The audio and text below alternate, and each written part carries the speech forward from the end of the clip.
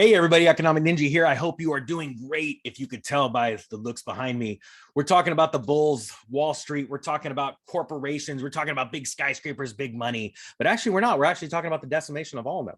Actually, we're going to talk about a story that came out of Yahoo. I'm going to link it below. And it's entitled "The Great Resignation is Coming to Decimate the Ranks of Middle Management. The C-suite should be worried." Now, let's explain what C-suite is. It is a corporate term and it stands for C-level, also called the C-suite, is a team used to describe high-ranking executive titles in an organization.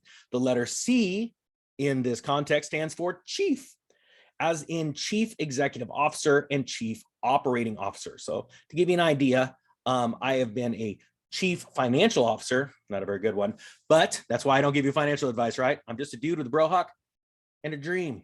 But let's talk about this story because I think it's very important. So this is out of Yahoo. Again, I'm going to pin it below in the description of the video so you guys can read it. But we're going to go over a couple things. It says here, it's hard to overstate the impact a proactive, insightful manager can have on a business and its employees. And that is an understatement. At a time of unprecedented turnover, feeling connected to, respected by, and engaged with one's manager is vital. Not to mention, recent research from analytics, company Visier shows that the highly effective managers drive 48% of profits. Let's stop right there, guys. In the past, I've done videos on leadership, especially when it comes to businesses. I own a handful of businesses. I also work for a company that, let's say, needs leadership. And it is in a very vital organization that, you know, the facts of the matter are middle management just sometimes just don't understand the difference between leadership and being a boss. And a lot of people just want to be a boss. They grow up and they just want to boss people around, and that's why they went to school and they become that position and they're happy. Some people grow up, they move through the ranks because they're a leader. They want to help other people in their organization. And their goal, like mine, in many of mine, is becoming the logistics manager, making sure everybody around me has all of the tools and the ability to succeed. And as they succeed, I'm not afraid of their success. Why? Because very few people in this world understand the concept of leadership. And it's about the team and the organization, not the single person. And when those people put their abilities to work by helping others around them, below them, wherever they are, what happens is the entire organization rises. Now, this is a very interesting thing because I believe that this story is correct, and we are about to see complete decimation of not only middle management in many companies in corporate America, but also around the world, okay? Not only because of resignations, but retirements and all kinds of other factors, all right? So it says, on the whole, managers have spent much of the past 2 years like everyone else, struggling to keep up with their workloads while living through the situation we find ourselves in right now. Let's put it that way, for lack of better terms, with some additional stressors. The C-suite, remember the executive levels, the chief financial officers, chief operating officers, chief technical officers, all that kind of stuff, puts the onus on managers to improve company culture, retention, and employee performance, while the employees expect their managers to support and motivate and value them. Okay, big difference, right? The downstream is looking like you guys need to do this. The upstream, they're like, hey, but we need you to do this. And the problem is very few times in corporate America do we find that both are helping each other. So this is really interesting here. It says the pressure coming from both directions has made managers much more likely to burn out and look for a different role. Oftentimes, ensuing future management roles altogether. Oh, ensuing. Okay, gotcha. Like they don't even want to be in management. They're so burnt out. They're like, dude, just let me have a 9 to 5 where you just tell me what to do and I'll be a robot. They're done. They're burnt out, right? And I don't blame them. So both sides have a lot of issues. Now check this out. I think that this is going to become a very big issue right now, actually in the near future, because right now, to say that there's a lot of companies where your C-level executives do not have the pulse of their company, and there is massive tension between middle management and employees.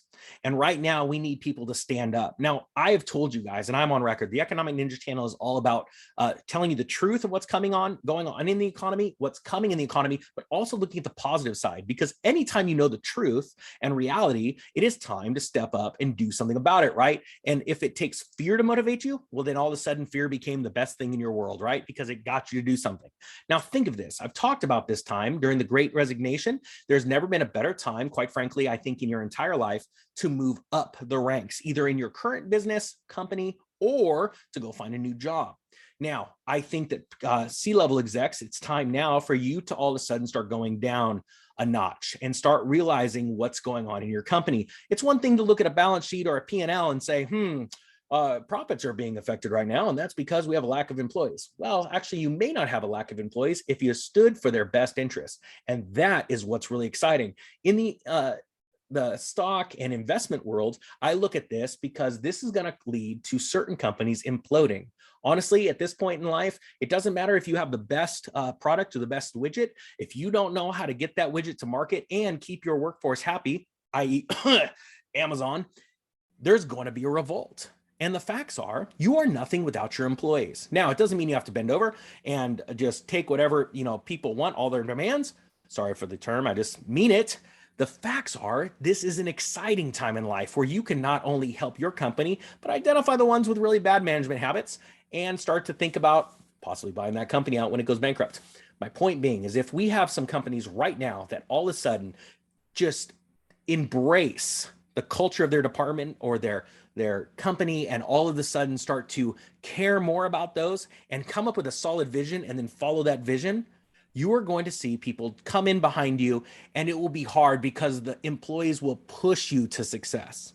Guys, I want to put this article in here, and the reason why I think it's so vital is because it is going to absolutely affect the next 5 years of companies' growth patterns. I think it is absolutely huge, and in turn, it's going to affect economics and investing. We want to be able to pay attention to companies that are good in companies. Right now, there are companies I know of that have zero employment problems. They are full of employees. Why? They're treating them well, and they're showing them the common vision. They're giving them purpose. Maslow's hierarchy of needs are very important. People need to have a sense of fulfillment.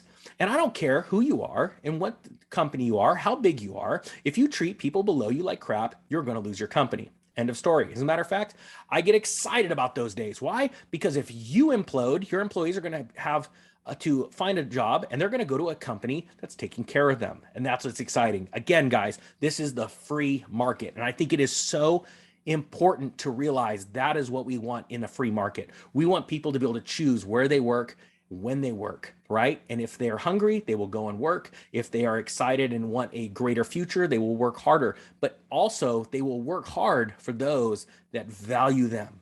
Guys, I hope you like this video. Please, if you do, hit the thumbs up. If you don't, hit the thumbs down twice, then I'll really get the message. And also, again, guys, thanks for everybody that's subscribing. With that being said, the Economic Ninja is out.